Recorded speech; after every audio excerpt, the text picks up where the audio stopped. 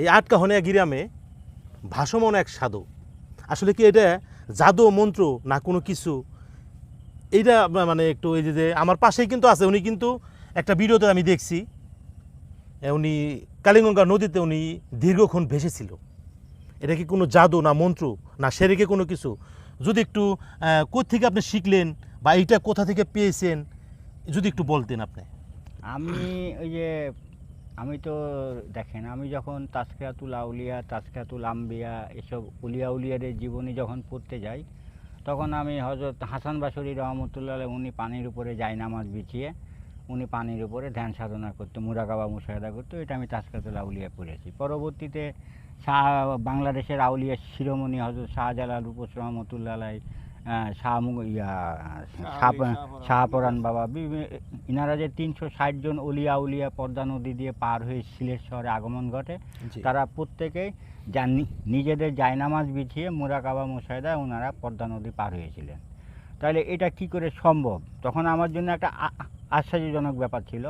তো পরবর্তীতে আমার যিনি শিক্ষাগুরু হযরত শেখ মোহাম্মদ তেজারউদ্দিন আউলিয়া, উনিও এই পানির উপরে মুরাকাবা মুশাহাদা করতে পারতো, আমি এটা শুনেছিলাম। জি। তো পরবর্তীতে আমি কিন্তু প্র্যাকটিক্যাল দেখিনি, আমি শুনেছি এ পর্যন্ত। পরবর্তী যখন আমি সফর জীবনে আমি হযরত দাতা বীরভূম হযরত দাতা মেহবুব শাহ ওলির দরবারে যখন আমি জিয়ারতে গেলাম, ওখানে দেখলাম যে সকালবেলাতে আমি ঘুরতে ঘুরতে একটা পুকুর পাড়ে নির্জন জায়গাতে গেছি। তো ওখানে কিছুক্ষণ বসে থাকার পরে দেখা গেল যে একটা সাধু আসে, ওই পানিতে নামে উনি পদ্মাসন দিয়ে ভাসতে শুরু করলো। তখন আমি বাস্তব দেখে জিনিস, উনি কিন্তু প্রকৃত একজন সাধক। উনি যে প্রকৃতি যেভাবে ভাসতে পারে, বসেও ভাসতে পারে। আপনিও তো পারবেন মনে, আমিও তো পারবো মনে না। হয়তো আমরা এগুলো ভাবি না, চেষ্টা করি না। হ্যাঁ, যদি সে ব্যবসা করত, নিজেকে জাহির করার জন্য করত, তাহলে ওটা শিরক বিদআত বলা যাইতে পারে। কিন্তু সেই ক্ষেত্রে কিন্তু উনি টাকার জন্য করতেছেন, উনি খেলাও দেখাইতেছে না। আমরা এটা সবাই মানে তাকে ধরছি, তাই বিধায় দেখাইছে আমাদেরকে। হ্যাঁ, আর আমার হয়তো পৃথিবীর অনেক জায়গার মানুষই কিন্তু এই ফেসবুকে একটু পরিচিত, সেই হিসাবে কিন্তু আমার কাছে অনেক পাগল ফকির আসে।